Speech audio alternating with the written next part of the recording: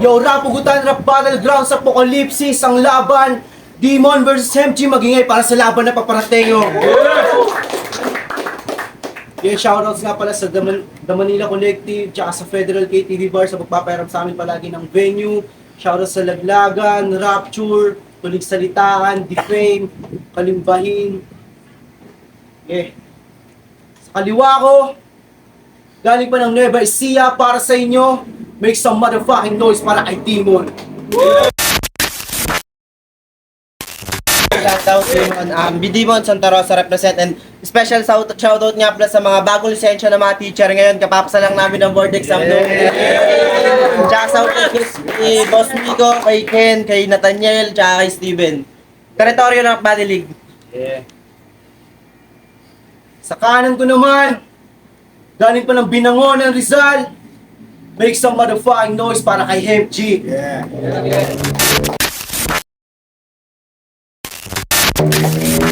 Yo, shoutout, Finest, Honey Black, at syempre TBS 13 lang yung sa hood. Yo, nag-cointos na. Piniling mauna ni MG si Demon. Round 1, Demon, pakinggan. Palakpakan muna bago ako magsimula. Yes. Bago ako magsimula, trivia muna tayo mga pare. Alam nyo ba yung salitang hemp ay isang uri ng cannabis o marijuana kung tawagin dito sa atin? Hindi mo na dapat ginagawa, pinangalan mo pa talaga? Ano akala mo astig? Gago, para kang tanga. Katulad mo lang yung nagpapatakbo ng sistema dito sa Pinas. Pare-parehas kayong ungas. Ano yan? Gangster na? Adik pa? Aba, mahiya ka, palamunin ka. Hindi ka gangster, may G lang sa pangalan mo. Pero ngayong gabi, GG, aabutin mo sa akin. Itong laban, magmimistulang boxing, di mo kakayanin. Tawagin mo akong Triple G, kada punching, di mo kakayanin kahit pa mag-training. Sa akin, nung matututunan ng tunay na meaning ng talo, di na kailangan replay sa streaming. Ako'y halimaw sa round, parang beast sa ring. Ikaw, puro ka lang tahol, wala namang sting. Wala namang sting. Matalo mo ako, gago, wag kang assuming. Pag ako bumira, tuloy-tuloy yung bleeding. Kada punching, talagang landing. Hindi mo kakayanin. Parang si Looney sa underground, grabe yung effecting. Lahat ng bars ko, lahat ng linya ko, dumaan sa padugong analyzing. Ganyan ako kahalimaw sa ganyan ako kahalimaw pagdating sa preparing. Talagang ginagamitan ko ng cognitive at critical thinking. Kaya itong si MG, sa isang suntok ko, tapos ang battle rap dreaming. So stop playing kahit anong grinding. Hindi papantayang yung leveling sa akin writing. Isa ka lang mangmang na walang kaalam. Isa ka lang mangmang na walang alam. Ganyang kababaw ang iyong kaalaman, taga-Rizal ka pa man. At ngayon, andito na ako sa harap mo, hindi ako magpipigil. Ilalabas ko ang aking gigil para ikaw ay matodas. Ilang liga na yung sinalihan mo, pero puro talo ang dinadala mo sa Rizal. Saktong rapugutan yung pangalan ng ligan to. Kung umuwi ka sa inyo, sa bayan nyo, puro sugat lang natata mo. Ngayon uuwi ka ng Rizal, bitbit sariling ulo mo. MG, round 1, pakinggan. Tangina, uwi daw ang todas. Tangina mo, tignan mo ang itsura mo, mukhang tricycle na toda. Game! Game! Pagkatapos sa siga, nakamukha ni Malupiton, dito naman sa Demon. Tangina, Demon, di ba nakakatakot yun? Ah! Putang ina, ba't kamukha mo sa Serdeo? Demon! Tangina! Di, kamukha mo sa Serdeo. Kailangan mo pa ng 2 buwan bago magpakita. Ha? O ironic ng horror core ang pinapakita pero duwag lumabas ng puta. Tamang reason pa siya na kesyo sa work siya ay busy. Aminin mo na, isa kang malaking pusi, bading! Pag ito ka banding, pag ito ka inuman, matindi to. Magugulat ka na lang. Magugulat ka na lang bigla, subo na niya titi mo. Demon! Tang ina mo! Ano bang naisip mo? Bakit ayan rap name mo? Tignan mo nga sarili mo. Kamukha mo si Serdeo. Yung tiyan mo mas nauna pa sa'yo. Hinihingi sa paglalakad ha. Kailan ka ba manganganak? Tignan mo, lakas ba mag skinny jeans oh? Tang inang yan. Ang puta. Demon, ano bang problema mo? Ha? Ano bang problema mo, Demon? Imbis na kami yung magtago sa takot, ikaw yung tagong-tago at saka takot na takot. Sa info ang damot. Ang sarap mong paghampasin ng tabo. Tang inang to. Pigilan nyo ako. Pigilan nyo ako. Tang inang to, nababattle pa ako sa'yo ha. Tap, tap, tap, tap. Siya, to, adik. Hindi, kidding aside. Demon, ano mo problema mo? Love ka naman ng mama mo. Nakita ko nga comment niya sa'yo eh. Bisitahin mo daw sila. Tang inang to, napunta lang sa Manila oh. Kinalimutan mo na sila. Oh, Demon. Kung wala kang bayad, huwag kang mag-alala. Tanggap ka naman nila eh.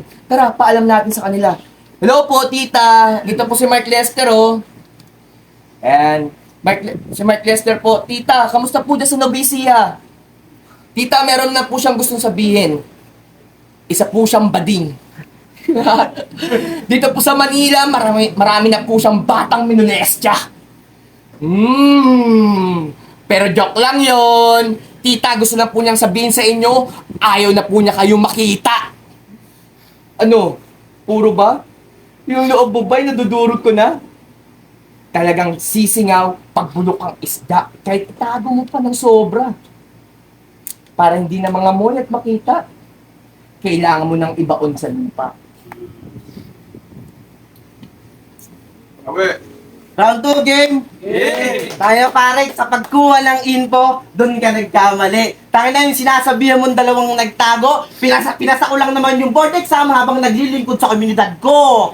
Tapos yung sinasabi mong malaki yung tiyan ko, tayo na pare, ito real talk. Alam mo ba yung nilalait mong tiyan sa edad na 22, nakapagpatayo ng sariling bahay, nakagraduate ng hindi umaasa sa magulang, nakapagtrabaho, nag-aambag sa magulang, nagpapaaral lang kapatid. Kaya anong iubram sa tiyan kung malaki kung wala ka namang narating sa buhay? Round 2 game. Dito sa Cavite, parehas tayong dayo. Oo, parehas di taga rito. Pero ikaw, ang pinagkaiba natin, ikaw ay naghahanap ng laban. Ako'y may utos na daladala. Ito'y sigurado. Oo, tama kayo ng pagkakarinig. Yung hari ng norte, ako'y inutusan para ikaw ay i-assassinate. Oo, tama yung pagkakarinig. Yung kumanta ng tagay, yung nagbigay ng utos, kaya 100% kung itong tinanggap. Oo, tama ka ng pagkakadinig. Si Kuya Jake yung nag-utos para ikaw ay paslangin. Kung sa teritoryo, ako'y nabigo. Sa una kong pagsalang sa torneo, dito kay Kayos, di kita bibiguin pare, lulubog to sa akin. Lulubog to sa akin. Ngayon, simulan natin sa pagdarag sa'yo. Daladala kong sandatay, lilik at maso. Maso sa iyong ulo, di ko titigilan. Paulit-ulit kong gagawin, hampas dito, hampas doon. Hanggang utak ay kumalat sa daan. Teka, ako'y nagtataka, ba't walang utak na kumalat sa daan? Taga Rizal ka pa man! Sunod na sandata, lilik sa kanyang liig, nakatarak. Hinata ko pababa para magbukas. Ngayon, sa katawan mo'y nahati, magmumukhang daing na isda dahil biniyak ka sa gitna. Ngayon, pagtapos kong gawin yan, back up na mabilis. Huwag kang mag-alala. Sa iyong pagpanaw, may magandang dulot sa ating kalikasan. Dahil yung katawan mo, yung laman loob mo, aking ipagigiling, pinong-pino. Yung dugo mo, isisilid ko sa aking balde. Isisilid ko sa aking balde. Isisilid ko sa aking balde. Sabay uwi sa aming probinsya. Dahil punta sa aming palayan, bubuhos kanyang dugo para maganda ang maging buhay. Yung laman loob mong pinong-pino, papakain ko sa isda at yung dalawang eyeball mo ang gagawin kong pain para makuha sila. Tsaka, sino yung tumalo kay Gigon 13 tsaka kay Marcado? Sa dalawang taga Nueva Ecija ang pambato namin. Iharap sa susunod na battle, guys, ilaban mo siya sa akin, ibabadibag ko. Gusto ko lang patunayan na dalawang tinalo niya na taga Nueva Ecija ay Class A na halimaw lang. Ngayon ako'y lumapag sa Cavite. Class S na halimaw na nandito. Bigay mo sa akin 100% ko siyang haharapin. Wow! Ang galing! Namukhang bading! Tangina mo, Demon. Ano pa pinagsasabi mo? Tangina, pinanood ko 2 battle neto, tol. Tol, lap trip ako. Sabi niya, first battle niya, okay, Denmark. Alam mo yung moon surface? Inulit pa ng tanga. Sabay banat ng, hindi ka kasi nag-grade 1. Ha? Ano daw? Tangina mo, sarap mong banggain ng e-bike na naka-full charge. Tas kalat ka rin yung mukha na malaman at maintindihan na rough ang surface ng moon at hindi grade 1. Bobo ang puta. Teacher pa naman, di ba? Bobo ang puta. Tapos second battle niya kay Omic. Pang horror core talaga. Tanggal lahat, pati bituka. Pag nung patay na yung bangkay, ay yung pagkatanggal ng bituka, puta yung bangkay biglaan niyang kinupak. Ang sagwa. Yung pagiging demon, di mapanindigan ng puta. Paano? Laging hanap, pikit na tuta. Ang enang yan. Demon, di ba guru ka? Di ba guru ka? Pwes ito'y second breeding form. Pagkaslas sa leeg, yung demon, dahan-dahan madedeform. Demon Slayer. Ina mo. Di ba guru ka? Di ba guru ka? Pasado to sa sa board exam. So palakpakan nyo na. Palakpakan nyo. Tol, congrats. Iwasan mo na thirst trap ha. Ang kinakasunto oh. Di ba guru ka? Game, balik. Game! Di ba guru ka? Edukasyon ng tinuturo, tas sa battle, taga-dukot ng puso. Aray ko! Tangina. Aray ko. Shit. Aray ko. Tanginang to. Pwes, ito'y wala. Pwes, ito'y, isa pa. Game! Game, di ba guru ka? Edukasyon ng tinuturo. Sa battle, taga-dukot ng puso. Aray ko! Sa kabataan, ano pa magandang idudulot kung yung taga-turo na nagpapakita ng hindi magandang ehemplo. Pwes, ito'y, kaya wala nang boys at the back. Ito'y stab front at back. Pinatunayan mo lang, Demon. Demon, pinatunayan mo lang na hindi lahat ng guro may magandang ituturo. Di ba pangarap mo to? Pangarap na to mapasama sa mga ganito. Kaya pwes yung mga sulat mo, lagyan mo namang sustansya. Huwag naman yung puro selfie bars, magaling ka dito, dukot ka ganito. Di ba? Lagyan mo naman sustansya to. Galingan mo palalo. Para pag napanood ng mga estudyante mo, yung mga battle mo, at maisipan nila sumali sa mga ganito, lagyan nila ng puso at hindi gayahin ang ginagawa mo. Round 3 game. Tangina ako yung busy, ikaw yung nagchocho. Tayo wala ka nang ginagawa sa boy, chokers ka pa. Tulad nung laban mo kay Nicola. Tapos tala na. Tangina katangahan niya sa agad ng puta. Oo, ako yung guro sa laban na to. Doon pa lang dapat, alam mo na, mas matangkad ka sa akin pero mas malaki yung utak ko. Ngayong gabi at ngayong round 3, pasensya na kayo kung si Demon ay magpapakademonyo. Sa lahat ng estudyante ko na makakanood na to, wag nyo akong gagayahin. Ang tawag dito ay quick transition. Guro sa umaga, mangangatay sa gabi. Ngayon, etong tagpo'y parang sinardong putik. Mangangatay dito sa Cavite. Pero yung tagpo, babaguhin ko. Dahil yung ginawa niyang Maragondon Massacre ay gagawin ko mag-isa. Kaya ang napiling target, si Hemji. Etong entamblado na to, ang napili kong crime scene. Ito ang napili kong crime scene sa gagawin kong pagpatay. Kaya pasensya na kayong lahat sa gagawin ko kay Hemji. Sana ako'y pagpasensyahan nyo. Hindi ko to titigilan. Hindi ko to titigilan hanggang mamatay.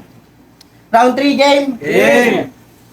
Ngayon, hawak ang aking martilyo, hahambalusin ko yung kamay para hindi na makapagsulat ng wak na bara. Magsusulat ka pa tapos magchochoke ka lang. Ano yan? Katangahan, putang ina ka. Yun lang gagawin mo. Tapos paano ako tatalunin na to? Kung yung pinakamahirap na exam dito sa Pilipinas, pinasa ko nang hindi ako nagre-review. Pinasa ko nang hindi ako nagre-review. 2 buwan akong busy. Natakot daw ako, yun yung sinabi niya. Matagal bago pa ilabas yung poster, nagsabi na ako kay Gayos, busy ako pre, baka hindi ko kayanin. Pati si Kuya MJ, sinasali ko lumaban sa kanya. Kaso hindi ko matanggap kasi nga sobrang hectic ng schedule ko. May kapatid akong pinapaaral sa UP. Sa UP, hindi mo afford yun, gago. Ala kang trabaho, palamunin ka eh. Hindi mo afford yun. Palamunin ka. Kababayad ko nga lang ng 30,000 eh, sa tuition ng kapatid ko. Nakatulong ka na ba sa magulang mo? Anong klaseng tulong pre? Sige, sagot ka. Tanga tol, ako nagbabayad ng Hoy, wag ka sumagot! Timura ang putang ina mo! Ba't sumasagot ka? Niloloko lang, sinasabi ko lang. Talagang mahina utak mo. Tagal-sal ka utang na ka.